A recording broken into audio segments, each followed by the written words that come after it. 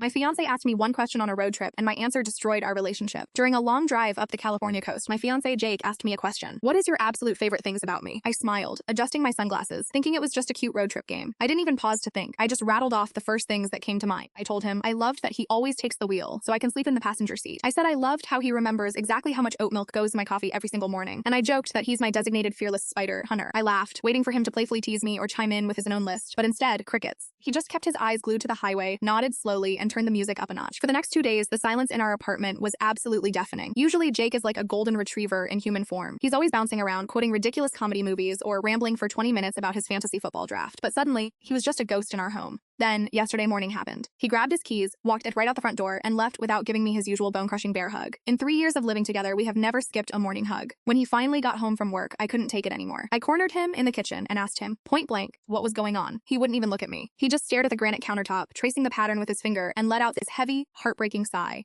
You like what I do for you, he whispered. You don't really talk about me. My heart instantly dropped into my stomach. I opened my mouth to argue, to tell him he was being crazy, but he stopped me. He told me that lately he feels like a highly rated Airbnb host instead of a partner. At his corporate job, he's just the guy who fixes the broken spreadsheets. To his family, he's the reliable son who helps him move heavy furniture. And to me, he felt like a live-in assistant, a guy who pours coffee, squishes bugs, and drives the car. He looked up at me with these incredibly sad eyes and said, I just want to be loved for who I am in the dark, when I have absolutely nothing left to give. I felt physically sick because deep down, I knew he was right. I had become so completely spoiled by his acts of service that I forgot to validate his actual soul. That night, lying in bed staring at the ceiling, I whispered into the dark, Jake, what's your favorite thing about me? Without skipping a single beat, his voice cut through the quiet. He said, I love how your nose crinkles up when you're trying not to laugh at something inappropriate. I love that you defend your best friends like a protective mama bear. And I love your terrible off-key singing in the shower. Not a single thing he listed was a chore or a favor. It was just me. So this morning, right before he could quietly slip out the front door, I grabbed his arm. I told him I love his incredibly nerdy obsession with vintage comic books. I love the way his laugh genuinely echoes through a crowded room. And I love that he literally cannot walk past a stray dog without stopping to say hello. I looked him dead in the eyes and told him I would love him even if he never made me another cup of coffee for the rest of his life. He didn't say a word, but his eyes got a little shiny. And right before he left, he pulled me in. For the best bear hug I've had in 3 days, I think we're going to be okay.